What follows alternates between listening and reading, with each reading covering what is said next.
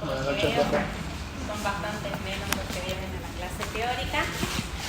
Bueno, estas clases teóricas se las voy a dar yo.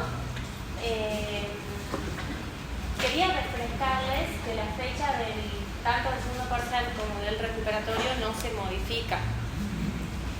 Por lo que vamos a ver hasta dónde llegamos hoy.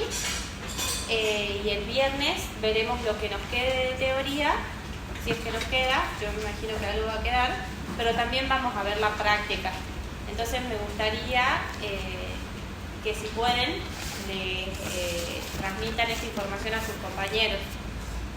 Seguro deben tener algún grupo de WhatsApp o bueno, de boca en boca para que no se pierdan lo que va a ser el inicio de la clase teórica. Yo me imagino que de la clase práctica, digamos, del día viernes, me imagino que vamos a ver toda la práctica el día viernes, ¿sí?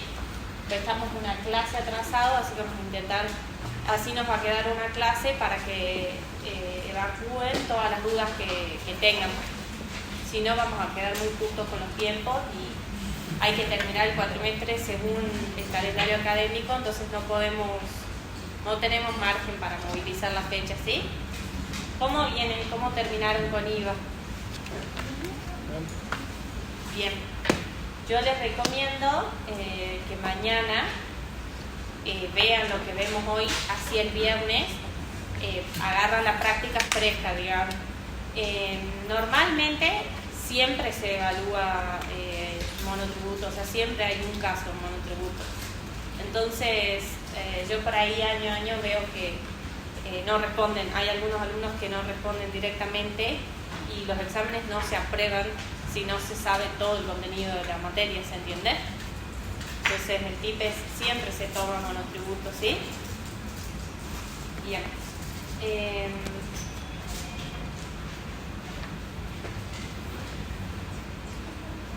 Ya mañana seguramente vamos a subir los casos prácticos al aula para que los que se animen lo vayan viendo. Voy a ir ahí así, voy pasando las diapositivas.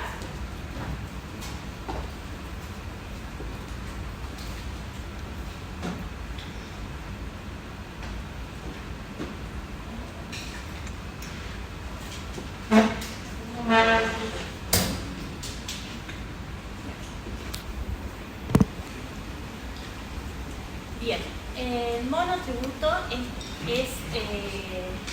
digamos, el apodo del régimen para pequeños contribuyentes, ¿sí? El régimen general para pequeños contribuyentes, pero es más conocido por todos como monotributo, ¿sí?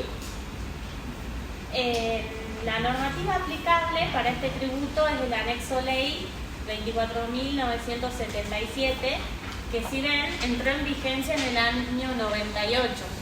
Esa es una ley bastante vieja que tiene varias modificaciones. Tenemos la ley 26.565 del 2009, después la 27.430 del 2017, la 27.618 del 21, la 27.639 del 21 también. En el 22 se volvió a modificar con la 27.676 y la última reforma fue ahora en julio con la ley 27.743. Bueno, tenemos el decreto reglamentario que, como ven, es del 2010 y van a ver otras modificaciones también. El monotributo, también llamado, en realidad bien llamado régimen para pequeños contribuyentes, tiene como pequeños subregímenes. Es el de promoción social y de inclusión de trabajo independiente, el de cooperativas de trabajo, el de pequeños contribuyentes inscritos en el Registro Nacional de Inspectores de Desarrollo y Economía Social, y hay otro régimen que es de pequeños productores de tabaco, caña, yerba, mate y té. Ahora vamos a ver, vendría a ser el régimen general, digamos, el principal de pequeños contribuyentes. Vamos a ver si llegamos a ver los otros, si no los vamos a dejar para el día viernes. El monotributo,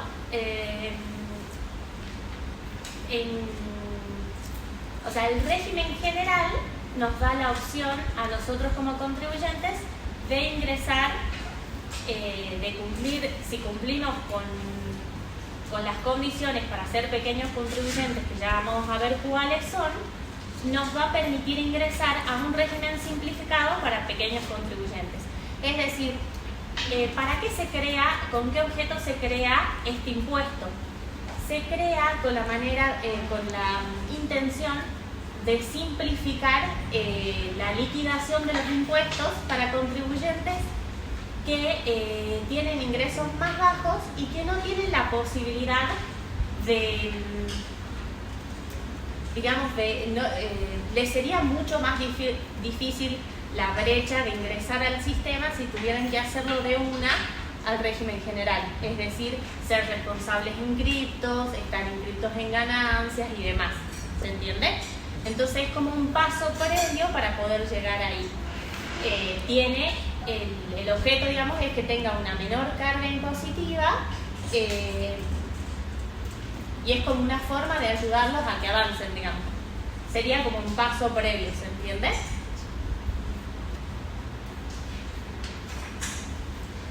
Tiene características generales, como ya le había dicho, entró en vigencia en julio del 98 y las características que tiene es que es simplificado. ¿Por qué? Porque los sujetos que pueden ingresar deben cumplir con algunas características que las denominamos de acá en adelante parámetros, y analizando esas pequeñas características ya podemos determinar si puede ejercer o no la opción de incluirse en el monotributo. ¿Cuáles son los parámetros que analizamos? Son los ingresos, la superficie que ocupa, la energía eléctrica que consume, el precio unitario máximo de venta y los alquileres devengados, en el caso que alquile el local en el que realiza ya sea la venta o la locación. Este régimen, ¿qué es lo que engloba? Engloba, en vez de pagar IVA, ganancia, la seguridad social y obra social, es como que engloba todo, ¿se entiende? Y lo simplifica. Este régimen es integrado y simplificado, como veníamos diciendo, y es para pequeños contribuyentes.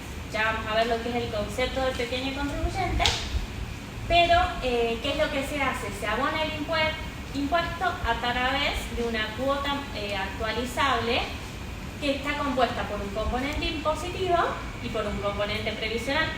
El componente impositivo lo abonan las personas humanas y las sucesiones indivisas, y lo que hacen, o sea, esto es en cuenta del IVA y de ganancias. Y en el caso de los condóminos, por el tema de las locaciones, sería el IVA de los integrantes y el IVA y las ganancias de los integrantes. Y respecto al componente previsional, sería tanto la jubilación, digamos, como el aporte a la obra social. Y bueno, al momento de ver en qué categoría esa cuota amortizable se divide en categorías. Y para ver en qué categoría debemos encuadrar al pequeño contribuyente, analizamos los parámetros, que como recién les mencioné, eran los ingresos, los alquileres, la energía, la superficie y el precio unitario. De esta manera se resume el régimen este. ¿Quiénes pueden ingresar a este régimen? Son las personas humanas que realizan venta de cosas muebles, locaciones, obras y otras prestaciones de servicio, incluida la actividad primaria. Personas que integran cooperativas solo de trabajo, vean que es solo cooperativas de trabajo, si fuese otro tipo de cooperativa no pueden incluirse al régimen, y las sucesiones indivisas adheridas al régimen. Entonces, comerciantes, fabricantes, profesionales, gente que se dedica a realizar oficios y productores agropecuarios pueden ser pequeños contribuyentes. ¿Cuál es la definición del pequeño contribuyente? La encontramos en el artículo 2 de la ley, y son personas humanas que realicen ya sea venta de cosas muebles, obras, locaciones y o prestaciones de servicio, incluida la actividad primaria. La actividad primaria se la considera como si fuera venta de cosas muebles, eso lo encontramos en el artículo 5 del decreto reglamentario. Y la fabricación, si por ejemplo nosotros como oficio fuéramos carpinteros o fabricásemos muebles, también se le da el tratamiento de venta de cosa mueble, ¿sí? No es que estamos prestando un servicio, sino le damos el tratamiento de venta de cosa mueble. Bueno, también pueden ser pequeños contribuyentes las personas humanas que integran cooperativas, recuerden, solo de trabajo. Y las sucesiones indivisas tienen la particularidad que pueden ser monotributistas desde que fallece la persona hasta la declaratoria de herederos o hasta que se declare válido el testamento o hasta un año desde el fallecimiento de esta persona, lo que suceda primero. ¿Me siguen o voy muy rápido? No, está bien. ¿Cuál es la condición objetiva? Son los denominados parámetros, ¿sí? Al momento de definir al pequeño contribuyente, lo que hay que hacer es analizar los distintos parámetros. Y los parámetros se analizan de los 12 meses anteriores al momento de análisis, ¿sí? Entonces, si el contribuyente está por abrir ahora su negocio de venta de cosas muebles, nosotros tenemos que analizar para atrás los 12 meses anteriores. Si la está inaugurando ahora, obviamente no tenemos el caso, ahora vamos a ver. Pero lo que nosotros tenemos que partir es de si tuviéramos información de los últimos 12 meses. Si no, desde el momento que tenemos información. Ya vamos a ver los distintos casos. ¿Cuáles son los parámetros? Habíamos dicho ingresos brutos. Tanto en el caso de locación de servicios como en la venta de bienes, los ingresos brutos máximos anuales, o sea, de los 12 meses inmediatos anteriores, es 68 millones. Ese es el ingreso máximo anual de la categoría K. Si el contribuyente tuviera ingresos de los últimos 12 meses superiores a este monto, no podría encuadrarse como pequeño contribuyente, ¿sí? Después, la superficie donde explota su actividad. Yo ahora voy a hablar de actividad como sinónimo de servicio y de venta de cosas muebles, porque es en general, como para resumirlo, digamos, y no ser tan repetitiva. Entonces, si realiza su actividad en un inmueble superior a 200 metros cuadrados, tampoco podría encuadrar. Ya vamos a ver que hay que tener en cuenta cuáles son las limitaciones. Después, la energía eléctrica, el máximo es 20.000 kilowatts. Los alquileres devengados son 4.500.000. Recuerden, estos son los alquileres acumulados por 12 meses, ¿sí? Si empieza hoy y tiene un contrato de alquiler, nosotros hoy sí podríamos calcular los próximos 12 meses cuánto sería el alquiler, porque en el contrato diría. Entonces, si por mes paga de alquiler 1 millón, está claro que no podría ser pequeño contribuyente. ¿Me siguen? Precio unitario máximo de venta. ¿Esto qué nos quiere decir? Que si yo soy monotributista y vendo, por ejemplo, carpetas, y una carpeta sale 400.000 pesos, yo no podría ser pequeño contribuyente, ¿se entiende? En cambio, si el máximo precio unitario de la mercadería que yo vendo es 380.000, podría encuadrar como pequeño contribuyente, ¿sí?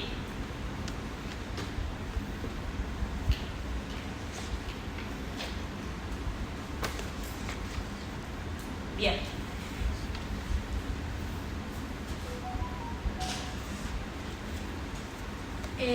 ¿Qué prohibiciones tenemos? ¿Qué situaciones hacen que no podamos ser pequeños contribuyentes?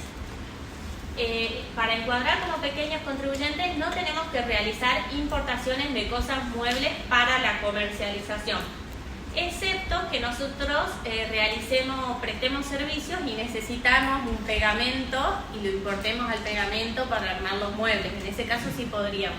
Pero si nosotros revenderíamos ese pegamento, por ejemplo, no podríamos ser pequeños contribuyentes.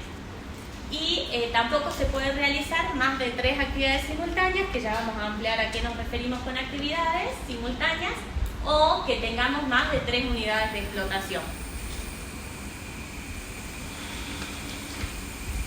Y en el caso de condóminos por locaciones de bienes muebles e inmuebles, que se encuentran en el artículo 5 del decreto reglamentario, tenemos dos opciones. Tenemos condóminos adheridos al régimen simplificado, donde cada condomino puede adherir al régimen simplificado considerando la parte que le corresponde sobre los parámetros que resulten aplicables. ¿Se entiende? O sea, vamos a prorratear según la proporción de propiedad que yo tengo sobre el condominio y voy a ser pequeño contribuyente sobre eso. Entonces analizo los parámetros sobre mi participación. ¿Se entiende? Y bueno, todos los condóminos deben adherirse de forma individual. Y después tenemos condominios no adheridos al régimen simplificado, donde los condóminos adheridos por otras actividades deben dispensar a estas locaciones el tratamiento de participaciones sociales. Las actividades que no están comprendidas en el monotributo, o sea, no puedo ser pequeño contribuyente por las actividades de dirección, administración o conducción de sociedades, esto está en el artículo 2, tampoco por prestaciones e inversiones financieras, esto está en el artículo 1 del decreto reglamentario, y tampoco por la compra-venta de valores mobiliarios, también en ese artículo. Y tampoco puedo ser pequeño contribuyente por la participación en las utilidades de cualquier tipo de sociedad. Resulta incompatible la condición de pequeño contribuyente con el desarrollo de alguna actividad por la cual el sujeto conserve su carácter de responsable inscrito en el impuesto al valor agregado. ¿Esto qué quiere decir? Yo no puedo ser responsable inscrita por la venta de estos muebles que yo hacía y a la vez conservar mi condición de monotributista por estos muebles que vendo. O soy uno o soy el otro. ¿Y qué otra cosa a tener en cuenta? Estas 4 actividades que leemos acá, yo no puedo ser pequeño contribuyente por estas actividades, pero yo puedo ser pequeño contribuyente por otras actividades y por estas actividades voy a tributar de manera separada con otra condición. ¿Se entiende? No es que yo si hago prestaciones de inversiones financieras y además vendo estos muebles que yo decía, no voy a poder ser pequeño contribuyente. Voy a hacer las dos cosas, pero las dos cosas van a ser separadas. ¿Se entiende? Voy a tributar de manera separada. Solo no tengo que tener más de 3. Ahora vamos a ver lo de las actividades. Pero estas 4 actividades no son compatibles con el pequeño contribuyente. O sea, no puedo ser pequeño contribuyente por estas 4 actividades. Ahora sí vamos a analizar lo que la compañera nos decía, la utilidad de explotación. Está el concepto en el artículo 17 y ¿qué es lo que nos dice? Cada espacio donde yo desarrollo la actividad, o sea, cada local, cada establecimiento, cada oficina es una unidad de explotación. Si por ejemplo soy taxista, cada rodado es una unidad de explotación. Cuando este último constituya la actividad por la que solicito la adhesión. Por ejemplo, si soy remisero y tengo 4 remises, cada remis es una unidad de explotación. Cada inmueble en alquiler o cada condominio adherido al régimen simplificado forma parte de una unidad de explotación del pequeño contribuyente. ¿Sí? Entonces, por un lado tengo lo que es la unidad de explotación que lo podemos asimilar como al espacio físico, ¿se entiende? Y por otro lado tenemos el análisis de la actividad económica, que también el concepto está en el artículo 17, y la actividad económica puede ser la venta de cosas muebles, las prestaciones de servicios que realicen dentro de un mismo espacio físico, las actividades desarrolladas fuera de él, por ejemplo, hago estos muebles que yo decía, los vendo y también reparo muebles a domicilio, ¿se entiende? Entonces ahí tengo otra actividad más, es un servicio de arreglo de muebles. Se debe llamar más lindo el servicio, pero bueno, algo así. Y después tenemos las obras o locaciones de cosas, después aquella por la que para su realización no se utiliza un local o establecimiento, que era esto, por ejemplo, voy y arreglo los muebles a domicilio. O sea, es un servicio que estoy prestando y no necesito tener un local, que es una actividad más, ¿se entiende? Entonces, cuando yo vaya a analizar si el pequeño contribuyente puede o no serlo, analizo por un lado, como les decía, la unidad de explotación y por otro lado la actividad económica. Ahora, conforme vayamos avanzando, vamos a ver ejemplos también. Y cuando hablamos de utilidad de explotación y actividad económica, también tenemos que entender si son fuentes de ingreso o no. Esto lo encontramos en el artículo 27 del decreto reglamentario y nos dice que los pequeños contribuyentes no deben tener más de 3 fuentes de ingresos provenientes de actividades o unidades de explotación incluidas en el régimen simplificado. En consecuencia, para determinar las fuentes de ingresos se deberán sumar en primer término las unidades de explotación y posteriormente las actividades económicas que desarrolle. Y entonces así vamos a poder llegar a la conclusión si tiene más de 3 o no. ¿O no? ¿Me siguen? De todas maneras, ahora vemos un ejemplo. Bueno, nada, y ahí lo que nos aclara es que para determinar la cantidad de fuentes de ingreso no se computan las actividades cuyos ingresos no se encuentran comprendidos en el régimen simplificado. Si nosotros volvemos a estas actividades que no estaban comprendidas, si el temario nos diría que realiza compra-venta de valores mobiliarios como una cuarta fuente de ingreso, no la vamos a tener en cuenta. ¿Por qué? Porque no es una actividad comprendida dentro del régimen. Profe, y si, por ejemplo, tenemos 4 que sí pueden entrar al monotributo, pero solo ingresos 3 y otros no, ¿se puede eso? No, o sea, ¿qué es lo que pasa? Vos cuando te inscribís en el monotributo, te das de alta por el sistema y ahí cargas las actividades que haces. Entonces, si vos cargas 4 actividades, vas a quedar fuera. Claro. Pero ahora lo vamos a ver. No quiero que se mareen con suposiciones. Vamos viendo y sobre el final, cuando terminemos de ver los ejemplos, me preguntan. Bueno, acá hay una aplicación práctica y nos dice: un monotributista tiene un kiosco y en breve abrirá un local de venta de carnes, pollos y pescado. Si bien son 2 locales de venta, el kiosco tiene el código de venta de artículos varios y de venta de cigarrillos, y el otro negocio tiene las distintas actividades de venta de carne, pollo, venta de pescado, con la cual tendría 5 actividades si nos ponemos a sumar todas las actividades. Puede suceder que el ser complementarias se consideren como 2 actividades o por tratarse de 5 actividades distintas no puede adherirse al monotributo. ¿Ustedes qué piensan sin leer? ¿Ustedes creen que porque ya tiene solo las 5 ya no se puede adherir? Bien, entonces acá es donde entra en juego no solo las actividades, sino las unidades de explotación. Entonces el dato que nos está dando el enunciado es que tiene 2 locales. Tiene un local donde es kiosco y otro local donde es carne, pollo, pescado y capaz que hasta verdura le puede agregar y tener 20 actividades si uno quiere, pero son complementarias, ¿entiendes? Es una unidad de explotación y una unidad de explotación. Entonces en total tiene 2 unidades de explotación. Entonces, ¿ustedes creen que sí puede adherirse? Sí. Bien, pero ¿qué es lo que pasa si tuviera 5 actividades completamente diferentes que no pegan con chicle y que son en distintas unidades funcionales, en distintas unidades de explotación? En ese caso no se podría adherir. ¿Estamos de acuerdo? Ya vamos a ir analizando otras posibilidades, pero se entiende, hay que razonar si son en el mismo lugar, si son afines, si son complementarias, ¿sí?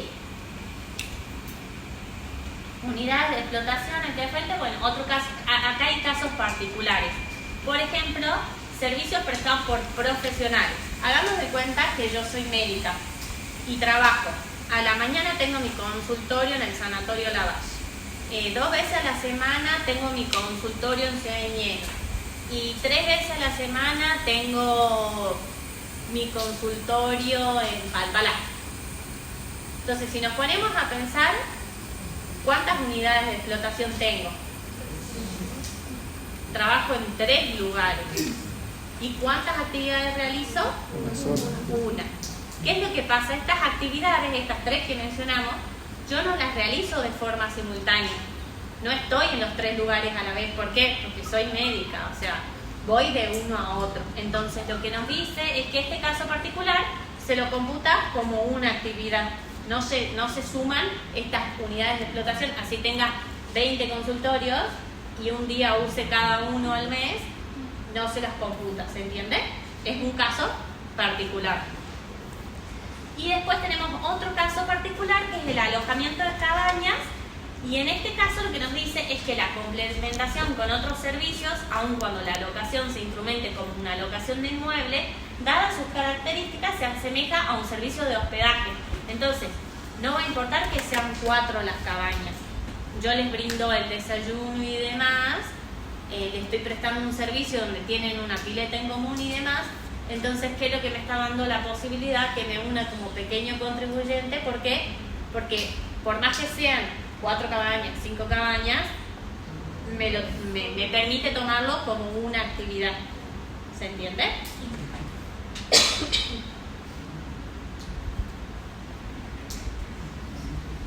Bien, ¿qué es lo que nos dice la ley?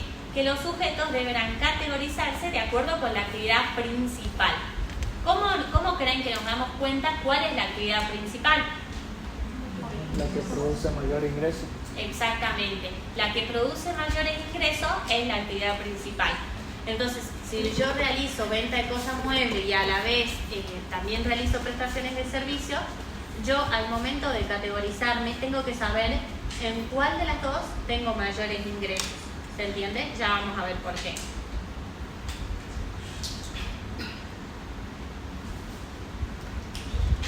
¿Por qué? Porque al momento de terminar de analizar las categorías, los parámetros, yo termino definiendo, según los parámetros que tengo, en qué categoría debo estar encuadrado. Y en función a la categoría, es la cotización que yo debo abonar. Si ustedes ven, por ejemplo, en la categoría A, tengo ingresos de los últimos 12 meses hasta 6.450.000, con una superficie afectada de hasta 30 metros cuadrados, con energía eléctrica consumida hasta 3.330 kilowatts, con montos de alquileres devengados los últimos 12 meses de 1.500.000 y con no superando el precio unitario de venta de 385.000.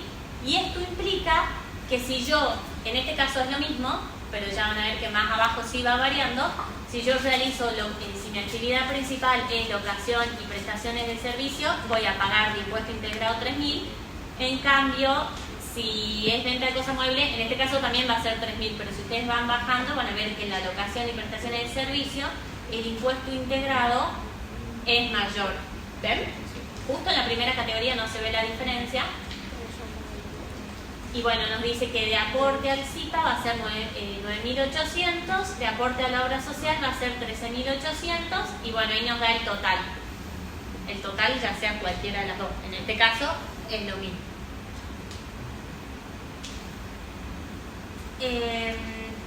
Cuando nosotros vamos a calcular los ingresos brutos, tenemos que tener en cuenta no solo que son los 12 meses inmediatos anteriores al momento de análisis, sino que se refiere al producido de todas las ventas, locaciones y prestaciones devengadas, o sea, no importa si las cobré o no, son devengadas, correspondientes a las operaciones realizadas, bueno, por cuenta propia o por ajena, porque también puede haber consignaciones, en el periodo que corresponda, o sea, en el momento de análisis, sin incluir ¿qué? El impuesto interno a los cigarrillos, que está regulado por la ley 24674 y sus modificaciones, el impuesto adicional de emergencia a los cigarrillos, que está en la ley 24625, e impuestos sobre los combustibles líquidos de la ley 23966. Estos impuestos no están incluidos en el cálculo del ingreso bruto. ¿Qué es lo que no se considera ingreso bruto? Bueno, ahí al costado va diciendo qué artículo. Yo no se los menciono para no demorarlos más, pero la recomendación es que ustedes mañana, cuando vayan a ver monotributo, con la ley vayan viendo, vayan leyendo cada artículo para terminar de absorber el conocimiento. Entonces decíamos de los parámetros, del parámetro de ingresos brutos, ¿qué es lo que no se considera? El derivado de la realización de bienes de uso. ¿Qué se considera bienes de uso? Un bien que tiene una vida útil de mayor a 2 años. Y este bien tiene que estar en el patrimonio del pequeño contribuyente por lo menos 12 meses. Entonces, si yo, por ejemplo, compro una computadora y al año, por X motivo, decido venderla, la ganancia por la venta de el ingreso bruto, digamos, de esta computadora, no va a resultar ser un ingreso, ¿se entiende? Para el cálculo, digamos. Y después los otros ingresos que tampoco se incluyen en los ingresos brutos en el cálculo del parámetro son los cargos públicos, los trabajos ejecutados en relación de dependencia, cuando soy jubilado, pensionado, el ejercicio de la dirección, administración y conducción de sociedades,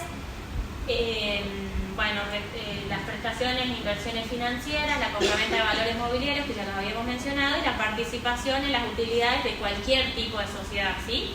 Entonces, cuando yo voy a calcular el parámetro ingresos brutos, ¿cuáles son los ingresos que no tengo en cuenta? Son estos, ¿se entiende? Y es importante, acá lo que nos dice, que es importante respecto de los ingresos señalados precedentemente, deberá cumplirse de corresponder con las obligaciones y deberes impositivos y previsionales establecidos por el régimen general vigente. Por ejemplo, si yo tengo participación en las utilidades de cualquier sociedad, yo, por esa participación, tengo que realizar mis aportes de autónomo. Entonces, no es porque yo sea monotributista por la venta de estos muebles que decíamos que yo vendía. Si yo también tengo participación en la utilidad de una sociedad, tengo que pagar los impuestos por esa participación. ¿Se entiende? Sí. Superficie, pero no al momento de resolver los exámenes, ustedes por ahí se confunden. Yo sí puedo ser pequeña contribuyente y a su vez tener participación en una sociedad. ¿Se entiende? Solamente que no es un ingreso. Disculpen. No pueden tener un ingreso, o sea, no voy a computar esos ingresos para el cálculo de qué categoría voy a estar encuadrada en el monotributo, ¿se entiende? No es que no puedo ser monotributista, ¿sí? Superficie afectada a la actividad. Si yo tuviese varias unidades funcionales y exploto mi actividad en tengo distintos espacios físicos de explotación, ¿qué es lo que debo hacer? Sumar los metros cuadrados de los espacios físicos en los que realizo mi actividad. ¿Se entiende?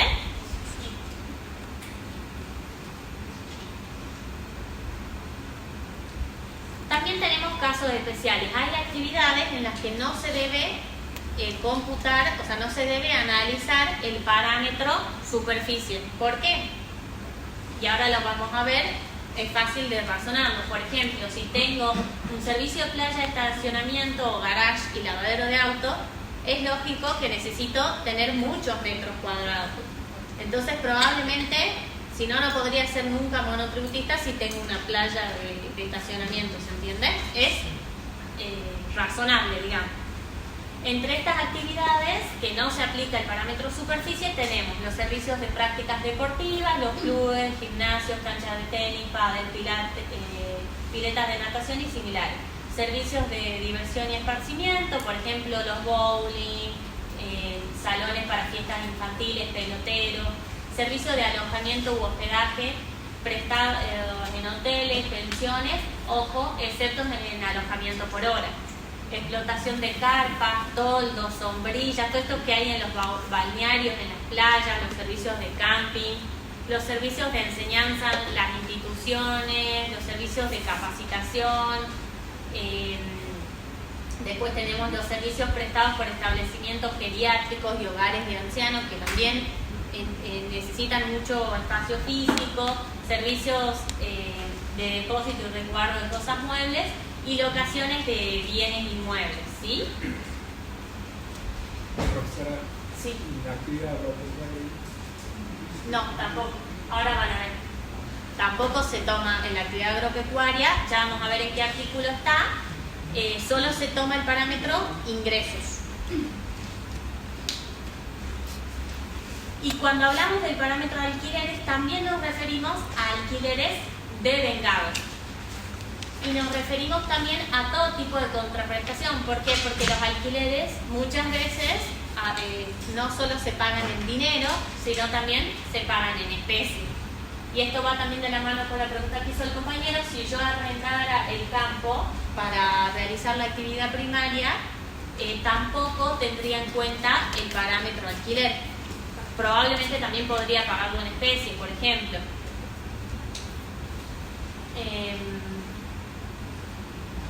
Lo que nos dice también la ley es que también se debe computar como alquiler las mejoras que le realice al bien.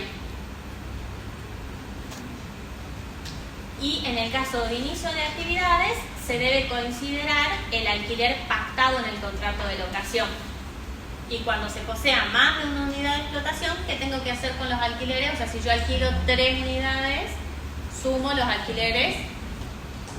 ¿Se entiende? En cuanto al parámetro de energía eléctrica, también va a ser el que resulte de las facturas de los últimos 12 meses anteriores a la finalización del semestre que corresponde. Cuando se posea más de una unidad de explotación, también hay que sumar este parámetro.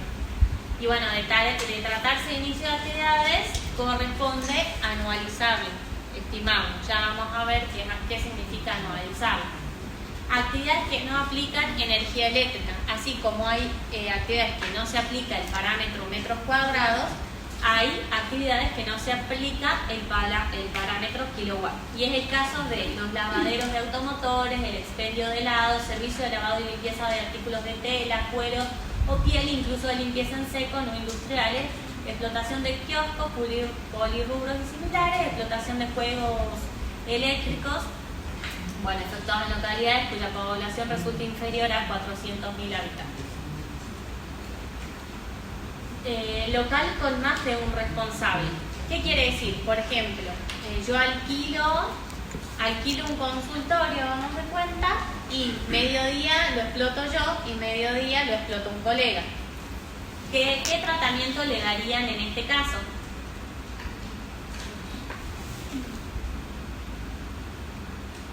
Con el parámetro.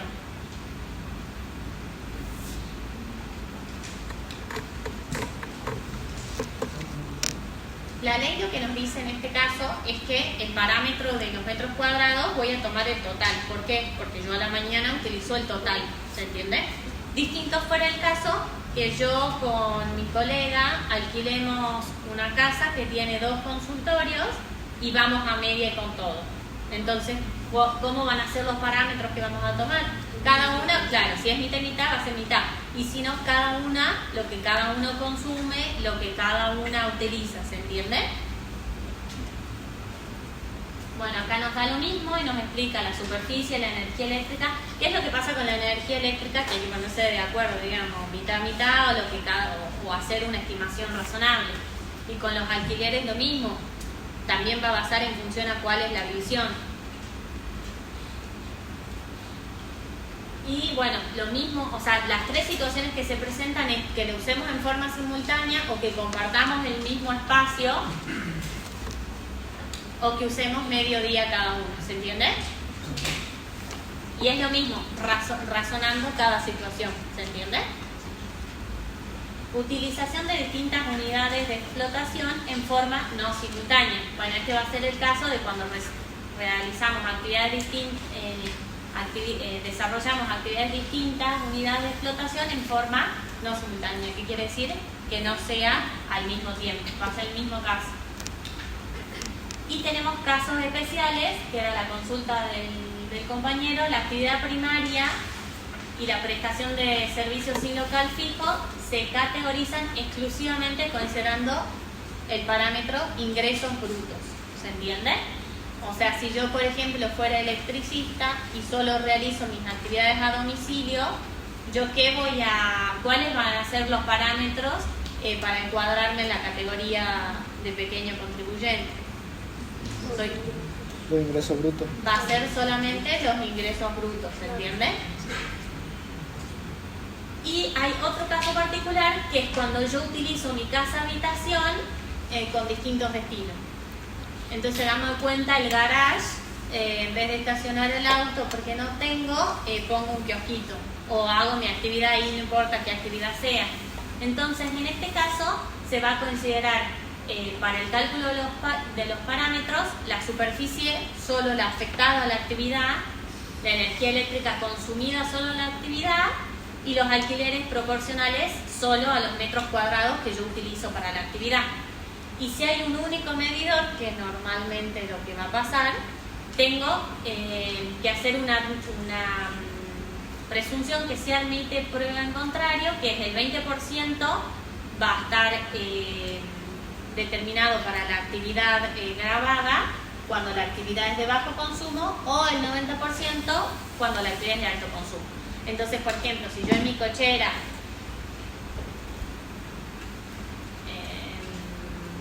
qué sé yo, hago la manicura a clientas y probablemente sea un 20% el consumo de energía respecto de mi casa. Pero si yo en el garage puse un kiosco donde tengo un montón de heladeras y mantengo fría todas las bebidas y demás, y tengo helados, claramente el 90% va a ser el consumo, los kilowatts consumidos para el parámetro, ¿se entiende? Bueno, ahora vamos a un ejemplo. Juan Pérez, y veamos qué actividades realiza. Nosotros que habíamos dicho, primero analizamos la unidad de explotación y de ahí la fuente de ingreso. Entonces, tiene un kiosco. ¿Es una unidad de explotación? Sí. ¿Es una fuente de ingreso? Sí. Bien. Alquila 2 departamentos heredados de su padre. ¿Son unidades de explotación? Sí. Sí. Y son otra fuente de ingreso. ¿Sí? Ahora, es diseñador gráfico, pero no posee unidad de explotación. ¿Es una unidad de explotación? No. ¿Es una actividad? Sí. Sí. Dicta clases en relación de dependencia. ¿Es una unidad de explotación? No. ¿Es una fuente de ingreso de pequeño contribuyente? Bien. No confundamos las palabras fuente de ingreso como que le genere plata, ¿no? Es el sinónimo en este caso. Estamos hablando de una fuente de ingreso para encuadrar como pequeño contribuyente, ¿sí?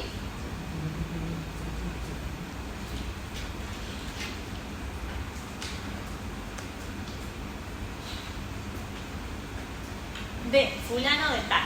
Dice, tiene 2 restaurantes. ¿Cuántas unidades de explotación son? ¿Es una fuente de ingreso? Bien. ¿Es socia o socio de una SRL? ¿Es una unidad de explotación? ¿Es una fuente de ingreso para ser computada como pequeño contribuyente? Bien. Pero si es compatible, o sea, puede ser pequeño contribuyente. Y también es médica, ¿tiene una unidad es una unidad de explotación? ¿Y es una actividad? Sí. Entonces, lo que hacemos para el análisis es ver que no supere los 3, ¿se entiende?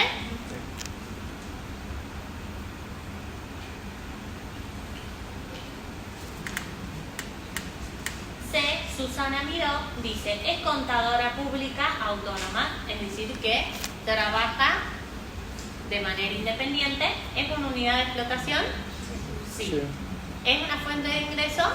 Sí. ¿Es empleada pública? ¿Es una unidad de explotación? ¿Es una fuente de ingreso? Bien. Y dice, alquila 3 inmuebles.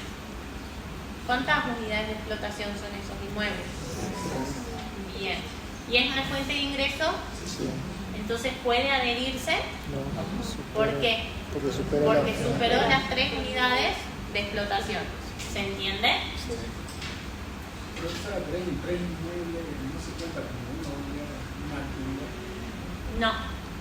O sea, sí es una actividad, pero son 3 inmuebles distintos, son 3 unidades de explotación.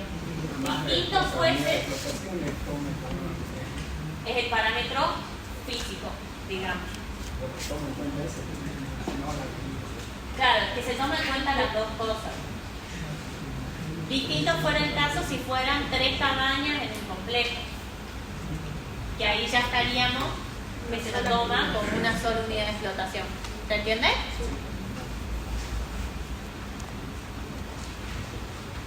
Bien, adhesión, categorización y recategorización. Los sujetos que encuadran como pequeños contribuyentes, es decir, yo voy y cumplo con todos los parámetros. tengo la opción de irme al régimen general, es decir, inscribirme en IVA, en ganancias, en el autónomo, o inscribirme como pequeño contribuyente en el monotributo, ¿se entiende? No es obligación, es opción. Pero ¿qué es lo que pasa? Si vamos a la hora de los bifes, probablemente la carga tributaria sea menor si soy pequeño contribuyente. Pero es analizar, por eso es una opción. ¿Cómo se hace la adhesión al régimen? La adhesión al régimen se hace transferencia electrónica de datos. Se hace por la computadora, por la página de AFIP. ¿Sí?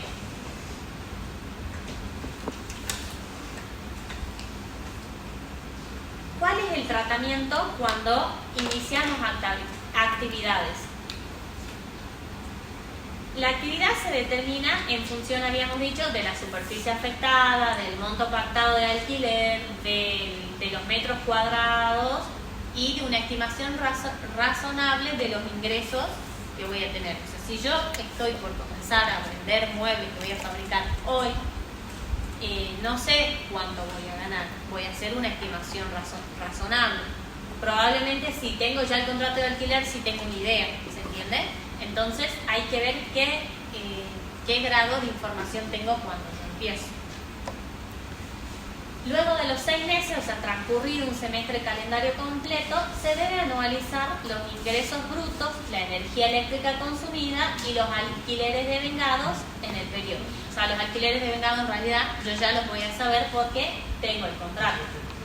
Dicha anualización no se procederá cuando se trate de un contribuyente adherido al régimen de inclusión social y promoción de trabajo independiente, que ya luego lo vamos a ver.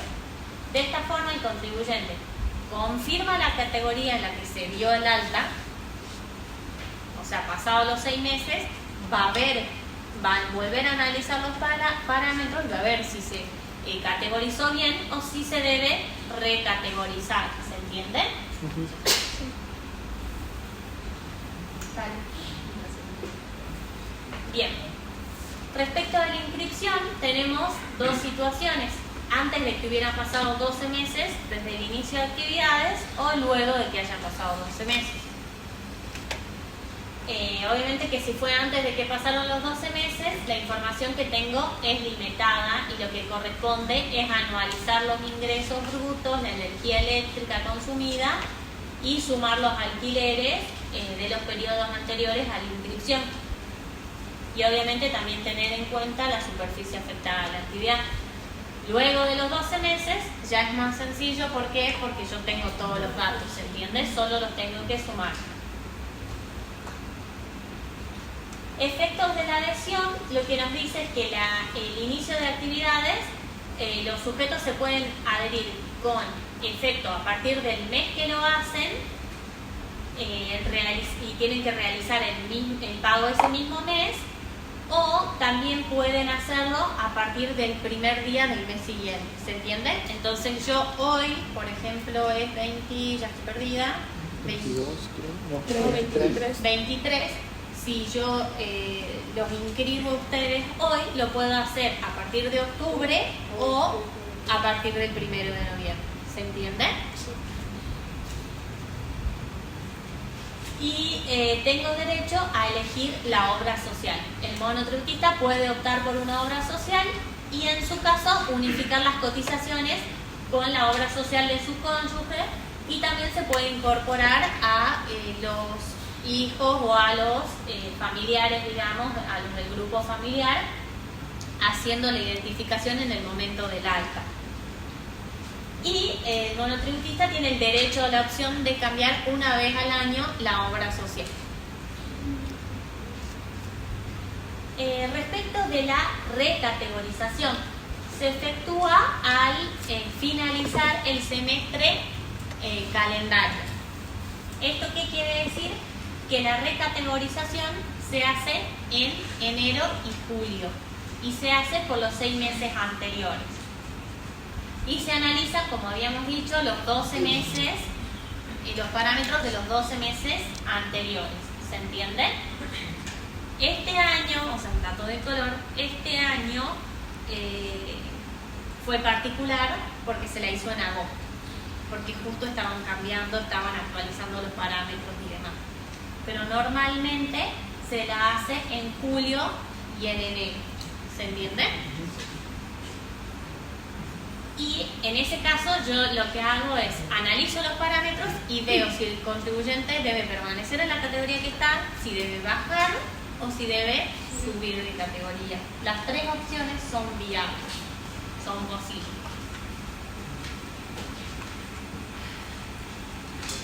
Bien, recategorización de oficio.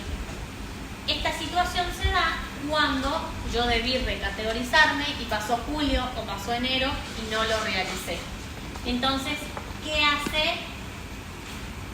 hace la AFIP? Como el sujeto no cumplió con la obligación,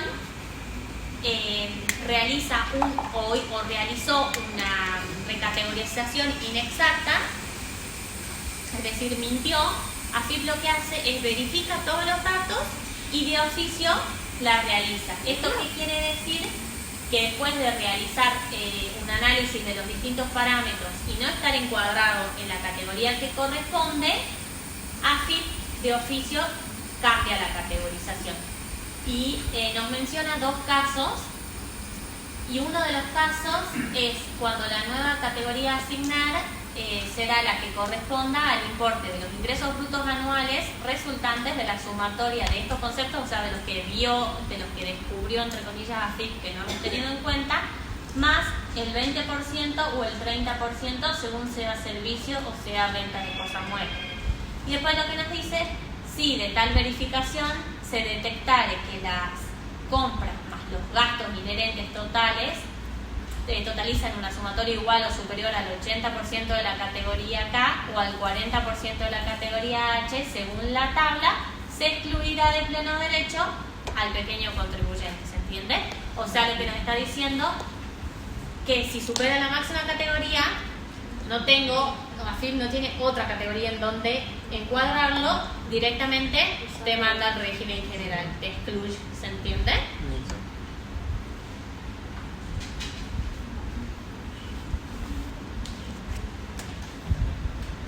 La otra forma de quedar fuera del monotributo es por medio de la cancelación de la inscripción. ¿Y cuáles son estas posibilidades? Por ejemplo, el cese de la actividad o la baja por fallecimiento o renuncia.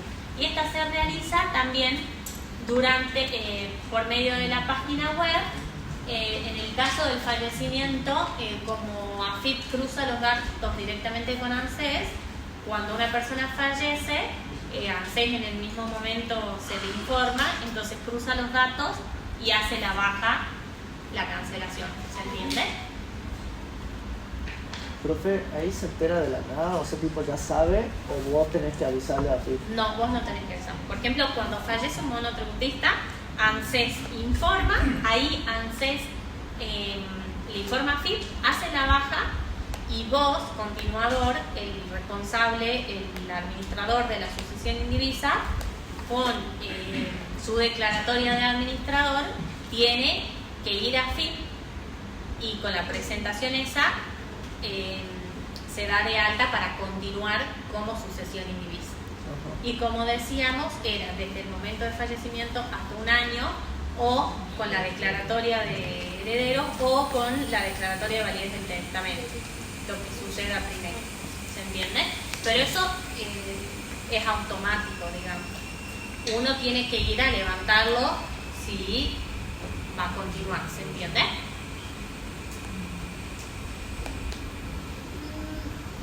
Bueno, y en el caso de la baja, cuando yo cierro mi negocio o por el cese de actividades, digamos, los sujetos podrán adherirse nuevamente al régimen en el momento en que vuelvan a iniciar actividad.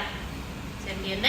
O sea, si yo cerré mi negocio, me di de baja, cerré todo, no tengo ninguna penalización. Cuando yo vuelva a querer abrir mi negocio, yo puedo volver a ser monotributista. Pero lo que nos dice la ley es que en el caso de renuncia, o sea, si yo renuncio al régimen de pequeños contribuyentes y me voy al régimen general, ahí sí tengo que esperar 3 años calendarios posteriores a esta renuncia para poder reingresar al monotributo, ¿se entiende?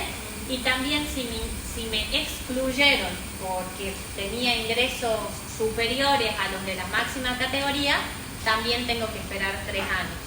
¿Se entiende? En el único caso que puedo volver es cuando yo cerré mi local y lo di de baja por cese de actividad. ¿Se entiende? Sí.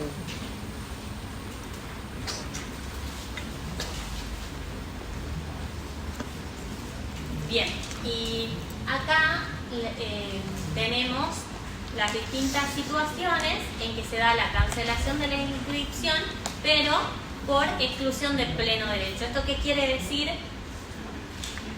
Que dejo de ser pequeño contribuyente por violar, ya sea alguna situación. Por ejemplo, en el primero podemos ver que obtengo ingresos superiores a la categoría K en los últimos 12 meses. Después, por ejemplo, que el precio máximo unitario de venta supere los 385.000, que los alquileres superen al límite establecido por la ley, que los depósitos bancarios que yo tengo sean superiores a los ingresos de la máxima categoría. También es causal de exclusión que yo me categorice por prestación de servicio y en realidad realice venta de cosas muebles, que es otra de las violaciones. También nos dice que haya perdido la calidad de sujetos, eso ya está, que realice más de 3 actividades simultáneas. Por ejemplo, yo tenía 3 explotaciones y sumé una sucursal nueva y es una explotación nueva, entonces tengo 4, quedé también afuera, es una exclusión de pleno derecho.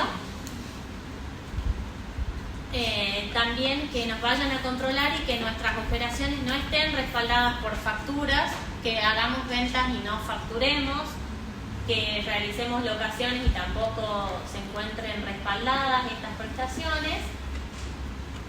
Y después que los importes y las compras de todos los gastos inherentes al desarrollo de nuestra actividad sean efectuadas, o sea, todas las compras de los últimos 12 meses totalicen una suma igual o superior al 80% de las ventas de bienes o el 40% cuando se trate de locaciones, prestaciones de servicios o ejecución de obras de los ingresos brutos máximos fijados para la categoría K.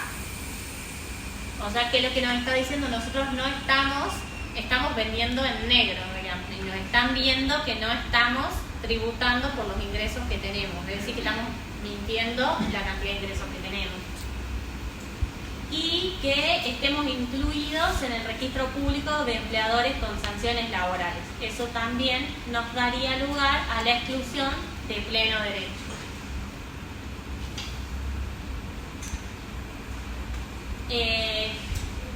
Con el acaecimiento de cualquiera de estas causales que estuvimos leyendo, sin necesidad de intervención alguna, AFIP nos excluye automáticamente del sistema desde las horas 0 del día en que verifica la misma. Y el contribuyente dentro de los 15 días hábiles administrativos debe comunicarse, digamos, de la circunstancia y normalmente es citado al organismo y bueno, queda excluido, o sea, como que no hay vuelta atrás.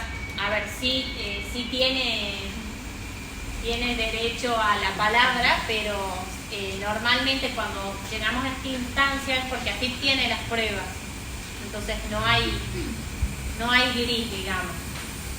Los contribuyentes excluidos en virtud de lo dispuesto no pueden reingresar al régimen, como habíamos dicho, por 3 años calendarios posteriores a la exclusión, ¿sí?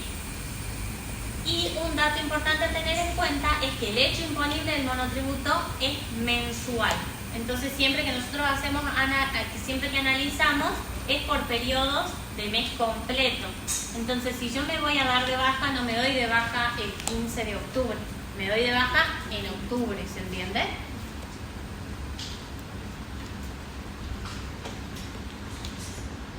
Entonces habíamos dicho que la baja en el régimen podía ser por cese, por baja de oficio o por renuncia y exclusión.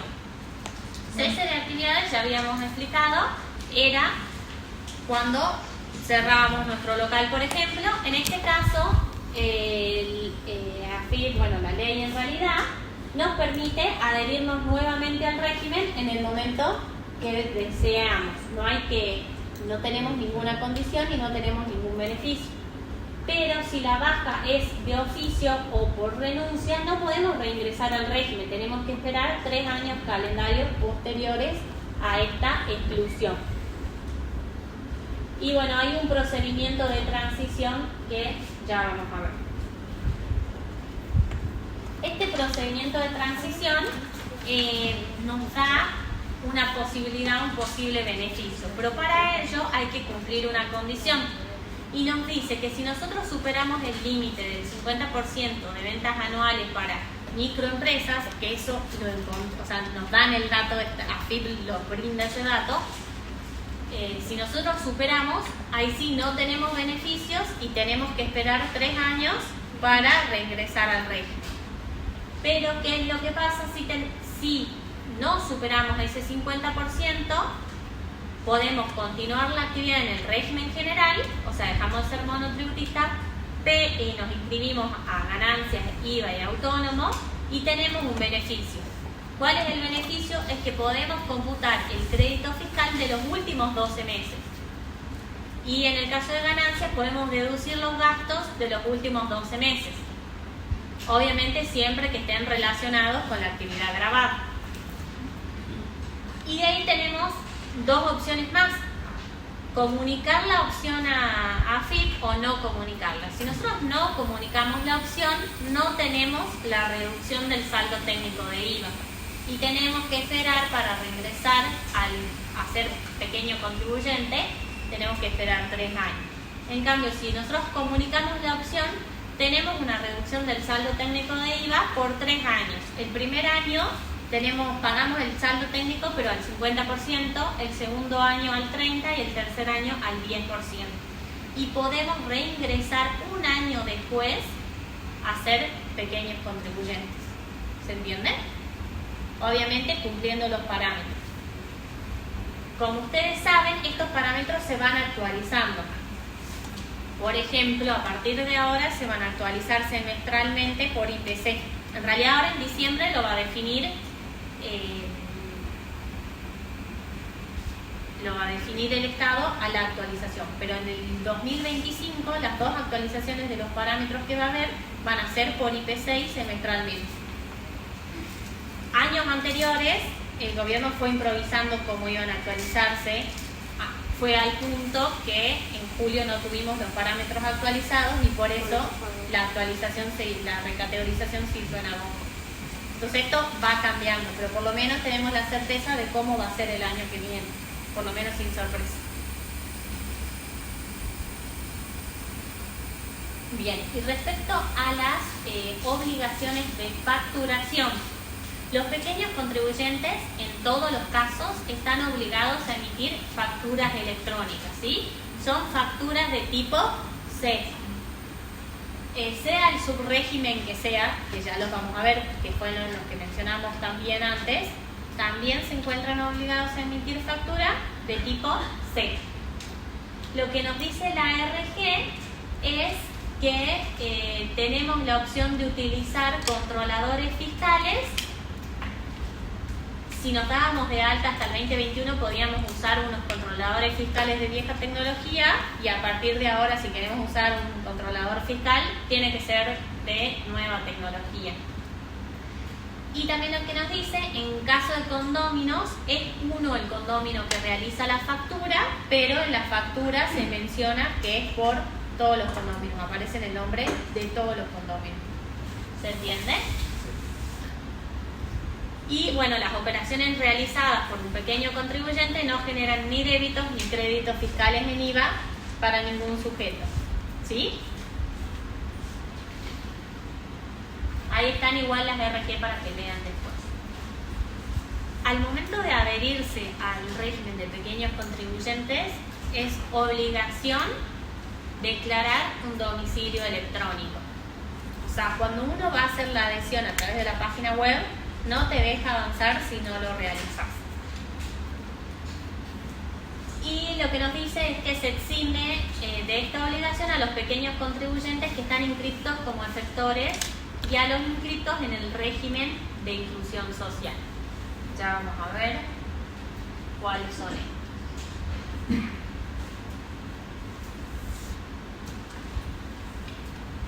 Bien. Ahora vamos a ver algunas normas relacionadas que están relacionadas en monotributo con otras no. En este caso tenemos las referidas al IVA. Y lo que nos dicen en este punto es que no nos podemos tomar el crédito. No sé si ustedes vieron que ahora un responsable inscripto, cuando le emite una factura a un monotributista, le emite una factura donde discrimina el IVA, pero tiene una leyenda.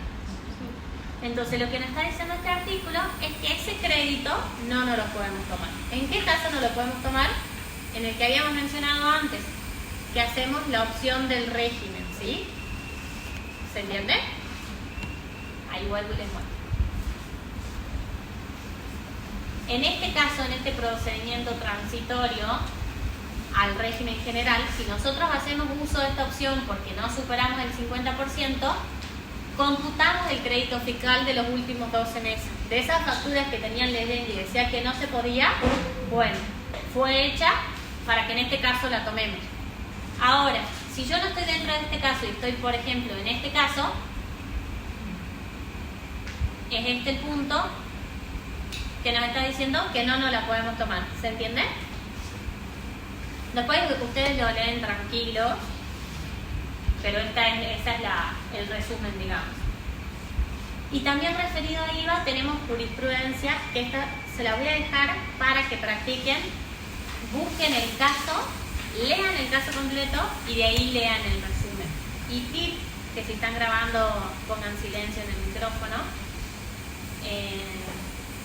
En el final, por ahí el profe le gusta preguntar de toda la jurisprudencia que vio en todas las clases teóricas de todos los temas. Espero que hayan silenciado esta parte. Bien. Bien, estas diapositivas de normas relacionadas con otros impuestos, impuesto a las ganancias, la vamos a ver junto con la práctica. Así vemos la teoría y ahí nomás lo aplicamos.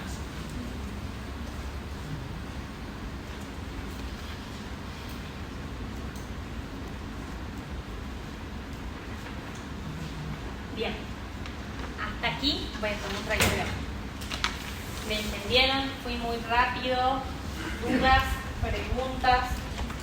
Igual no se preocupen, en la práctica, al ver casos puntuales, se termina de entender.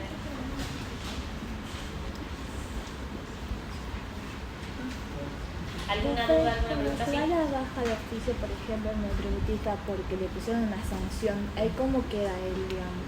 ¿Queda como responsable inscripto o se le da de baja total? Hay dos situaciones. Por ejemplo, nos pueden dar de baja de oficio por falta de pago de 10 periodos mensuales consecutivos. Hagamos cuenta que 10 meses no pagué, hasta de enero a octubre no pagué, AFIP me da una baja automática. Esta baja automática no me quita la condición de pequeño contribuyente monotributista, ¿sí? Yo sigo siendo, pero yo para para regularizar mis situaciones y seguir con mis actividades, tengo que abonar todo lo adeudado a los periodos fiscales no prescriptos. Distinta es la situación que AFIP de oficio vio que yo obtenía ingresos superiores a la categoría K en los últimos 12 meses y me excluyó del régimen. En ese caso ya no soy monotributista. ¿Se entiende? De oficio, AFIP me insta a inscribirme como responsable inscripto en ganancias y en autónomo. Son dos cosas distintas. Y otras exclusiones, ¿no, profe? Es exclusión. Claro. Y cuando me hacen exclusión, ¿cómo queda? Ahí quedó excluido, quedó fuera del sistema. Claro, si yo quiero seguir operando, ¿tengo que hacerlo como responsable inscripto o ya directamente no puedo seguir operando? Como responsable inscripto. ese es el efecto, digamos, de la exclusión.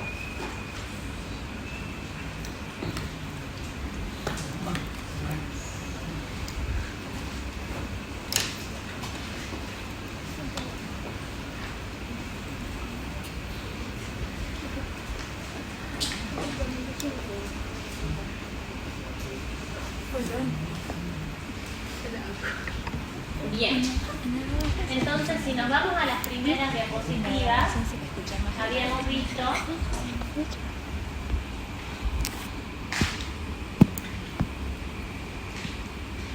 que el monotributo es un régimen que incluye aquí el régimen de pequeños contribuyentes y ahí tenemos 4 regímenes más especiales. Tenemos de promoción social y de inclusión del trabajo independiente, de cooperativas, recuerden solo de trabajo, de pequeños contribuyentes inscritos en el Registro Nacional de Sectores de Desarrollo y Economía Social y pequeños productores de tabaco, caña, yerba, mate y té. Vamos a ver ahora cada uno de estos regímenes más específicos.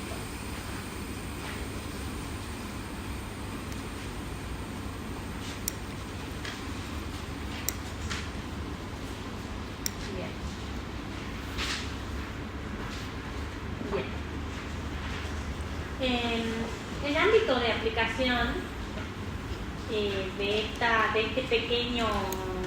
estos pequeños contribuyentes es la inclusión y promoción del trabajo independiente. ¿Esto qué quiere decir?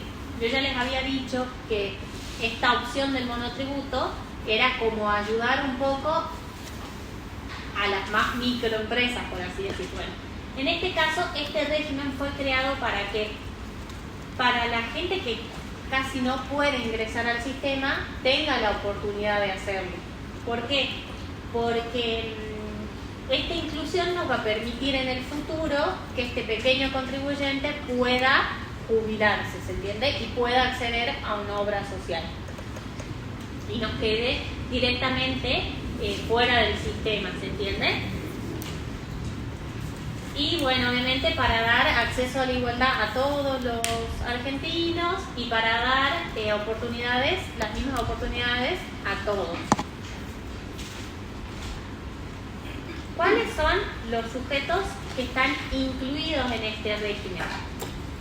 Es importante que entendamos y diferenciemos estos regímenes y veamos las condiciones que debe cumplir el sujeto para estar incluido en cada uno de ellos. En este caso, tiene que ser una persona física mayor de 18 años, ¿sí? Que desarrolle exclusivamente esta actividad de manera independiente, que no realice importación de cosas muebles ni servicios y que no tenga local ni establecimiento estable. En este caso, la ley sí nos permite que él realice su actividad en su casa habitación, ¿se entiende? Pero no tiene que alquilar un local, ¿se entiende? La actividad tiene que ser su única fuente de ingresos. ¿Qué pasa si trabaja en relación de dependencia? Ya no puede estar incluido en este régimen. ¿Por qué? Porque tiene que ser su única fuente de ingresos. Y no puede adherirse, no pueden adherirse si cobran jubilación, si cobran pensiones, como les decía, si trabajan en relación de dependencia. ¿Se entiende? Lo único que es compatible, el único ingreso que es compatible con este régimen es cobrar algún plan social. ¿Se entiende?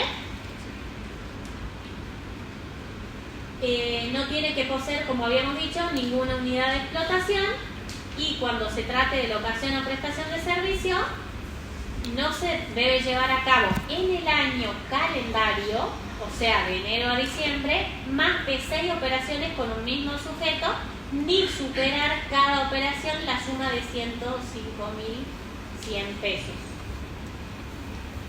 Profe, ¿es como un monotributo social? Sí.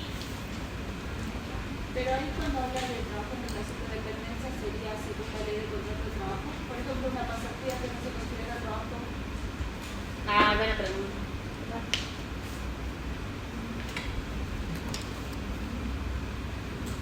Yo la anoto y le preguntamos al profe. La verdad, no le voy a decir algo que no es. No sé si la pasantía... Porque con la pasantía no se considera trabajo. Sí, si no es fuente de ingreso, la respuesta sería que sí es compatible. Claro, pero hay algunos que sí te dan el estímulo. Yo creo que el estímulo no cuenta como ingreso, digamos, pero podemos confirmarlo con el profe. Lo confirmemos con el profe. Muy buena pregunta.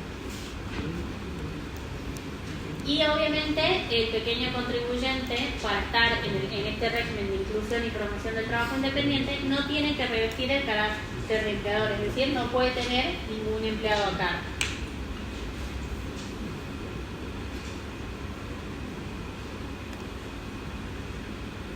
Y bueno, nos dice que deben cumplirse en forma conjunta las siguientes condiciones. Entonces, además de lo que ya habíamos mencionado, no tiene que ser contribuyente de bienes personales, no tiene que haber obtenido en los últimos 12 meses calendarios inmediatos anteriores al momento de la adhesión ingresos brutos superiores a los de la categoría A, y cuando durante dicho lapso se perciban ingresos correspondientes a periodos anteriores, ellos también deben ser computados a los efectos del referido límite. ¿Qué nos quiere decir? A ver, yo puedo comenzar este régimen si antes sí tuve ingresos, ¿se entiende? La suma de los ingresos brutos obtenidos por los últimos 12 meses inmediatos anteriores a la obtención de cada nuevo ingreso bruto debe ser inferior o igual al importe previsto en el inciso anterior. Cuando durante este lapso se perciban ingresos correspondientes a periodos anteriores, los mismos también deben ser computados a los efectos del referido límite. De tratarse de un sujeto graduado universitario, o sea, si yo me recibí, no tengo que esperar que pasen más de 2 años para ingresar a este régimen. Entonces, si ustedes se reciben este año, tienen desde que se recibieron 2 años en los que van a poder permanecer o incluirse en este régimen de inclusión y promoción al trabajo independiente. ¿Se entiende? Si ustedes se recibieron hace 3 años y viene alguien y les pregunta, o viene un cliente de usted y le pregunta, me quiero inscribir a este régimen y tiene título universitario pero ya se recibió hace 3 años, no se va a poder adherir. ¿Se entiende?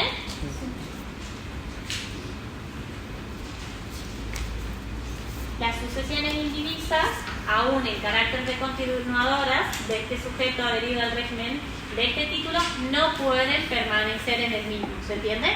Si fallece esta persona, aquí termina la inclusión y promoción del trabajo independiente. ¿Se entiende?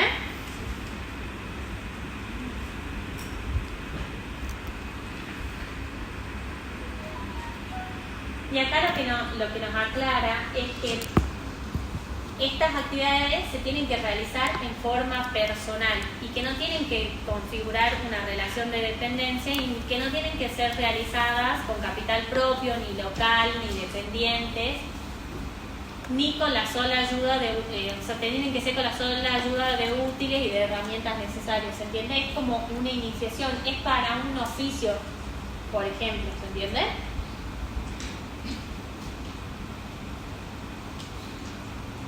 Bien, y también hay casos especiales. ¿Y qué nos dicen? Que si se trata de la actividad primaria, va a poder encuadrarse en el régimen en la medida que desarrolle en el periodo donde trabaja de manera independiente, promovido, lo haga en su casa habitación.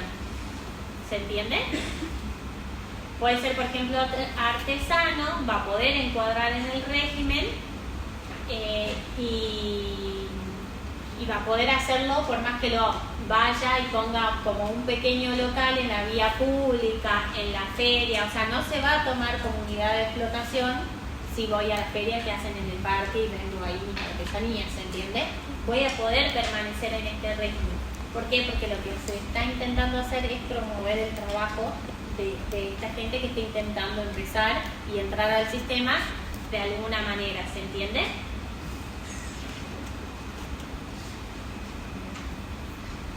Bueno, también la gente que hace, qué sé yo, sanguchitos, café en la vía pública, también puede ser un trabajador independiente. ¿Qué es lo que pasa con las cotizaciones? En este caso, la cuota de inclusión social es un pago a cuenta. ¿Y en qué consiste? En un pago a cuenta de la cotización que vendría a ser el SIPA, que va a ser equivalente al 5% de los ingresos brutos mensuales que perciba por su actividad de trabajador promovido. Y dicho pago a cuenta será retenido a los sujetos adheridos al régimen por los prestatarios o adquirentes al momento del pago. Y están exceptuados de efectuar los referidos pagos cuando desarrollen actividades agropecuarias y cuando se trate de asociaciones cooperativas de trabajo. ¿Se entiende? En este caso no las van a pagar a la cuota de inclusión social. Respecto a las prestaciones de la seguridad social, tenemos la prestación básica universal, el retiro por invalidez o por fallecimiento, la cobertura médica asistencial, al adquirir la condición de jubilado pensionado. Y las prestaciones del régimen de salud, los trabajadores independientes promovidos podrán optar por acceder a estas prestaciones. El ejercicio de esta opción se obliga al pago de las cotizaciones respectivas. ¿Se entiende? O sea, podría no tener obra social. O sea, tiene la posibilidad de elegir no tener obra social e ir al hospital. ¿Se entiende?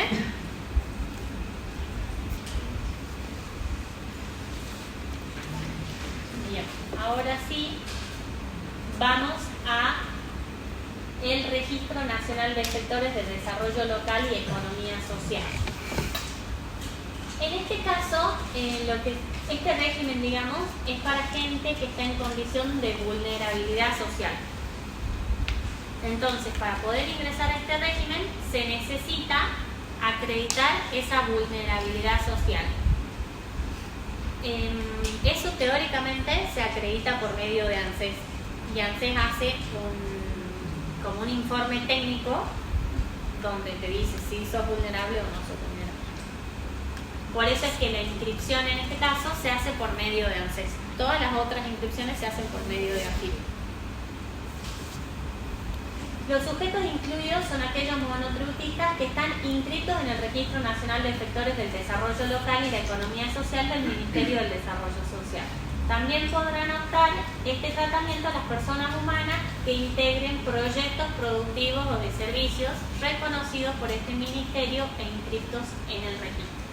¿Se entiende? Entonces la primera condición es esta, que tengan vulnerabilidad social y que estén inscritos en este registro.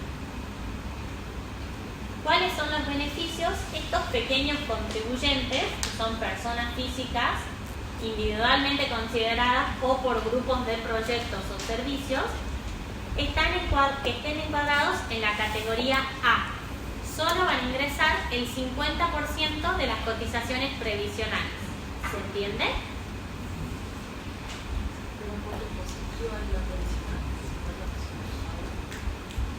De las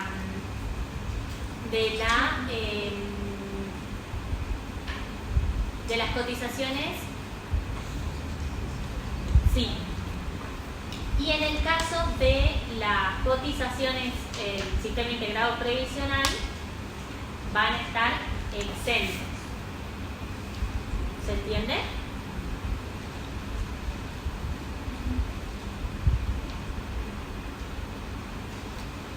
El ámbito de aplicación es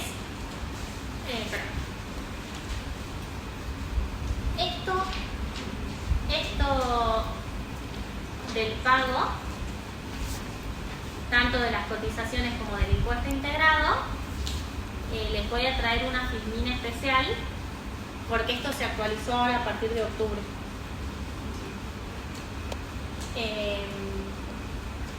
Acá nos decía que de la obra social pagaban el 50%, eso era hasta septiembre, y ahora están obligados a pagar la totalidad de la obra social. Es decir, si eligieron tener obra social, tienen que pagar, no me acuerdo, 13.800 pesos.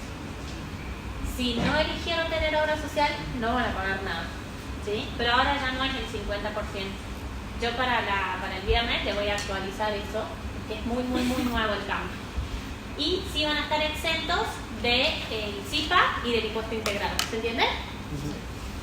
O sea, esta diapositiva pónganle una marquita, algo para que se acuerden que ya no deben pagar el 50% de la obra social, pagan el 100%. ¿Se entiende?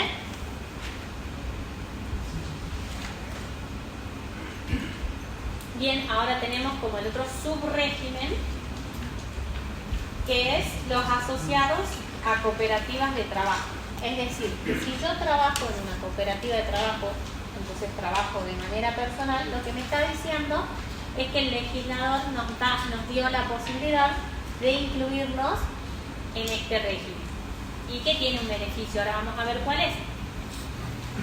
¿Qué es lo importante? Y lo que no tenemos que perder el foco es que es solo para cooperativas de trabajo. Cualquier otro tipo de cooperativas no puede hacerlo, ¿se entiende? Lo que nos dice la ley es que las cooperativas van a ser agentes de retención de los aportes del impuesto integrado y del impuesto integrado en caso de que tengan que pagarlo, y que la retención esa se les va a hacer cuando a ellos se les pague, ¿se entiende?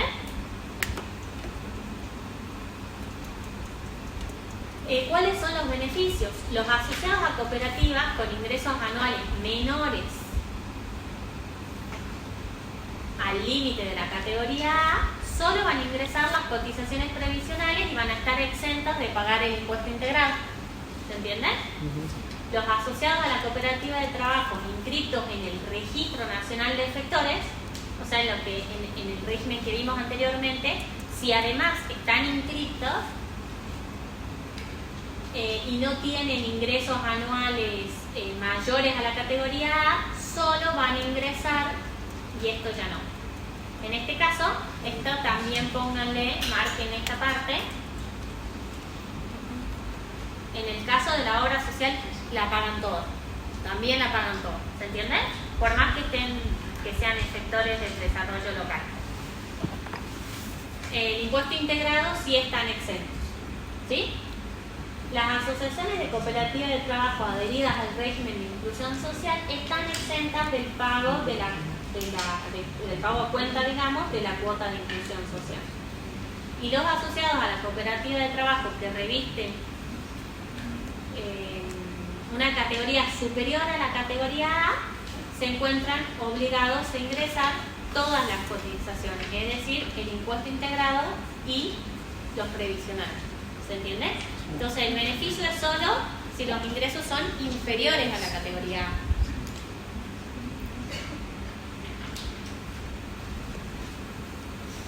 Bueno, y el ámbito de aplicación es, ahora vamos al otro régimen. ¿Se entendió? ¿Quedaron dudas? Entonces, lo de la obra social que se pagaba solo el 50%, eso fue hasta septiembre.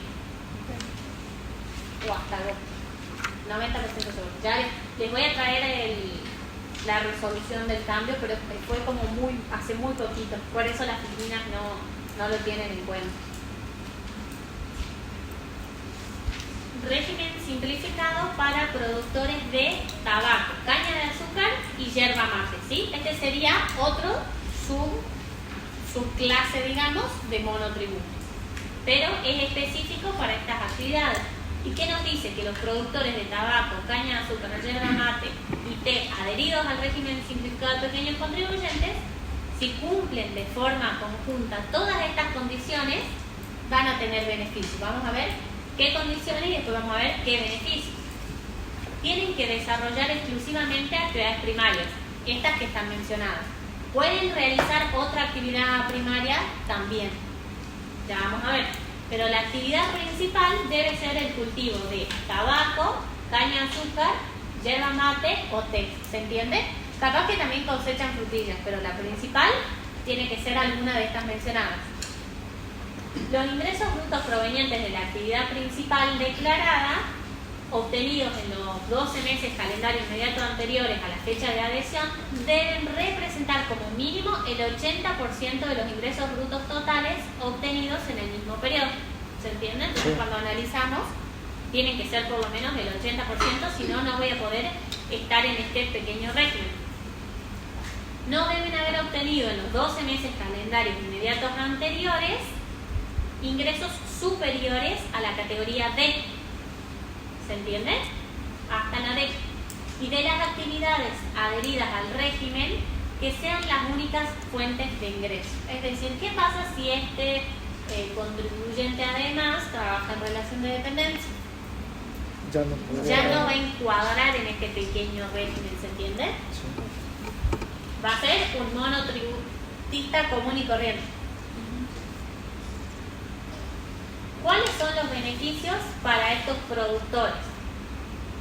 Están exentos de ingresar el impuesto integrado, debiendo abonar únicamente las cotizaciones previsionales disminuidas en un 50% por todas las actividades por las que se encuentren comprendidos en el régimen, ¿sí? Y cuando deje de cumplirse alguna de las condiciones, porque eran todas y concurrentes, el pequeño productor quedará alcanzado desde las 0 horas del día en que se verifica esta causal de exclusión por las restantes disposiciones del régimen simplificado. ¿Se entiende? Como que vuelven al régimen simplificado general y no a este especial de pequeño productor, ¿sí? Y bueno, acá hay un pequeño cuadrito resumen que lo único que les pido que tengan en cuenta son estos dos, los que no son así. ¿Se entiende? La obra social la pagan completa. El de tabaco también ese sí para el 50%.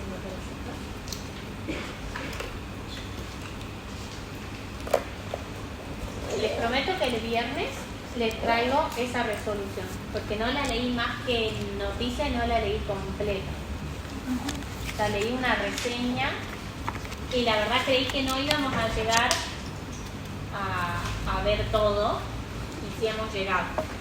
Entonces, el viernes vamos a ver la clase práctica, vamos a ver los dos prácticos, con la parte de ganancias, ¿sí? O sea, la parte teórica que va a ser la de ganancias y práctica de eso, y de ahí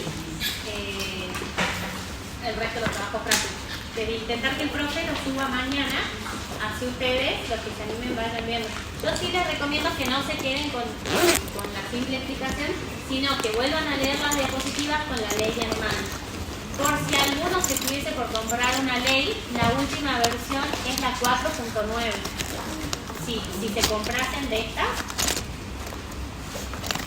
es la 4.9 la última versión. Y si no, están subidas en el aula. La otra cosa importante es que impriman las tablitas. Es imprescindible, pero no esta, sino la que está en el aula. Que es como, salen bien feas, pero tiene todo. Esta es como que está resumida, no tiene todo. ¿Sí? Claro. O sea, la clase teórica está muy chiquitita. La clase teórica no se puede tener en el examen. En cambio, esta, que está el link en el aula, si ustedes van al link